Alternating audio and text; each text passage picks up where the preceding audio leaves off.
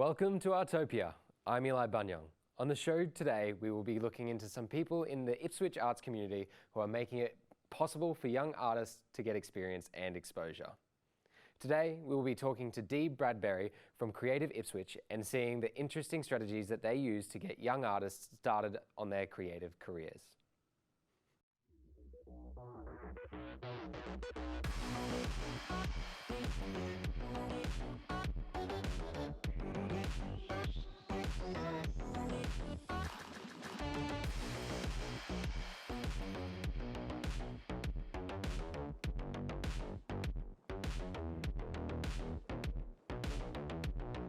Dee Bradberry joins me at the desk today. Dee is with an exciting concept known as Creative Ipswich. Dee, welcome to Artopia. Thank you so much for having me today. No worries. Firstly, can you give us a rundown of Creative Ipswich? Yeah, absolutely. So Creative Ipswich is basically a not-for-profit with the design to bridge the gap and create a bigger conversation across lots of creative outworkings within our city. So recognising there's lots of different art forms operating in their own space, we want to bring everyone together and highlight what is actually going on in the community, creating opportunities for collaboration and even work experience and so on and so forth. We're just celebrating the individual stories as well as what's going on in the city. Yeah, and that doesn't, I suppose, does that range from as far as like visual arts all the way to dance as well? Absolutely, Yeah, any kind of art form. We want Yeah. to, I guess, strike up a conversation and meet people who are engaged in those. Yeah, so Brilliant. yeah. Yeah, so what inspired you? What inspired you when you started? Yeah, so this is a family affair. My mother and sister created this this not-for-profit, and we've had a lot of robust conversations in the lounge room, like, chatting passionately about what we want to see happen in Ipswich and, our heart for the local creative scene. And then from there, it's grown to be a lot more, bigger than ourselves, working with community and community engagement, heaps of different projects. So it's been great to be a part of. Yeah, so you said that it's grown. How long ago has this started? How long have you been going for? Good question. I can't remember. The time is flying very quickly. It's been going on for a number of years now. I'd say probably 4 or 5 years. We've been sort of kind of getting our feet in the ground and doing lots of different stuff. But yeah, it's still relatively new, and we are still trying to build our exposure to highlight, hey, we're over here, come and join us, we want to hear your story, and amazing. meet you basically. So do you have any projects that you've been working on that you can give to the audience so that they understand like exactly kind of the ins and outs of what you're kind of doing? Yeah, so there's a number of different things we've been involved with. So there's been some partnership with the local council to do a bit of research with target audience of what people are needing and hoping for in the creative space in the city. We've also worked with like IAC, so the youth council as well, again, sort of facilitating the dream space of what could look like, having good discussions and that sort of thing. And currently we're doing a lot of, so I'm a musician by trade, so my field is a bit more in the performance art music space.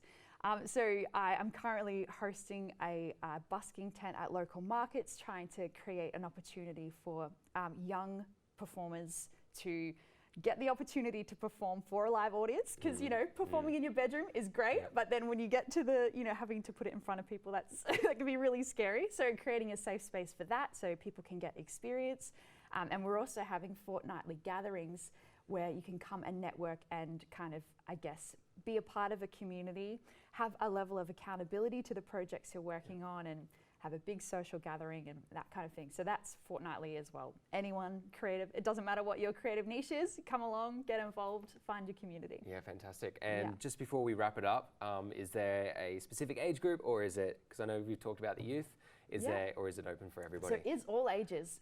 It doesn't matter if you're in school or if you're way past that, been graduated for many, many, many years. Yeah, beautiful. It's all inclusive, and it's most of the events that we do are targeted to include everybody. Cool. So thank you so much for those answers. It's really great to hear what you're doing, and it's beautiful to know that there's such a great community thing that you can go to help.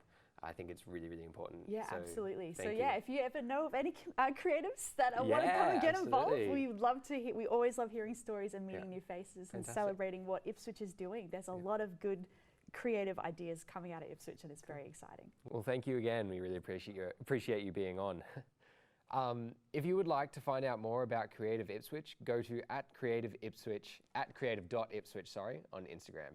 Now we will have a look at the interesting musicals Brenda and the Ipswich Musical Theatre have been working on.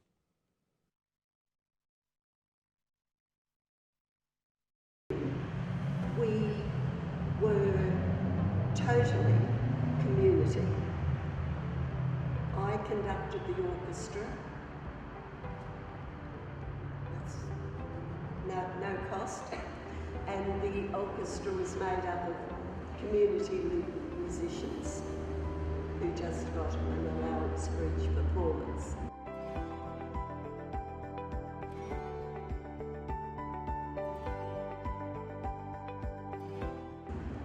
In 2016, when I chose to do, as the artistic director, chose to do Wicked,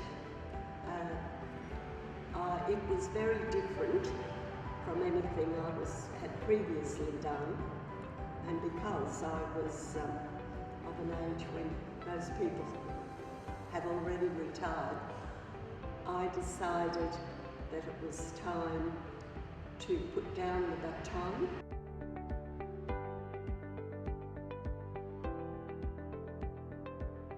And there wasn't anyone else around, so we then went to engage in professional musical director and professional director, professional choreographer. So for the first 15 years, nobody got paid. We were all community. But now, since 2016, we engage professional creative team, professional director, musical director, just for our big shows in the Civic Centre.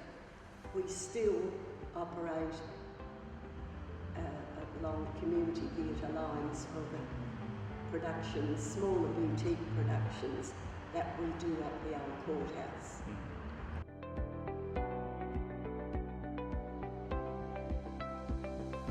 The genre of musical theatre takes in such a broad spectrum of musicals that there's always an audience for musical theatre.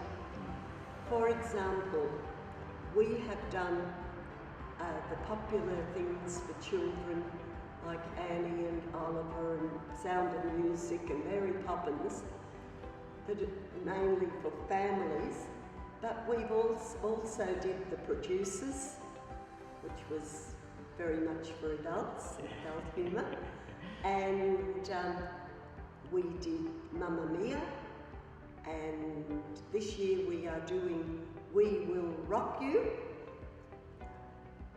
using the Queen music. Yeah. So every musical, to a certain extent, has a niche market.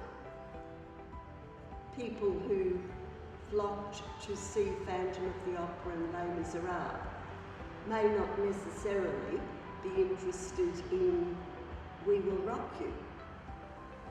So across the whole spectrum of musical theatre, the variety of musical theatre productions, it really caters, I guess, for just about all people.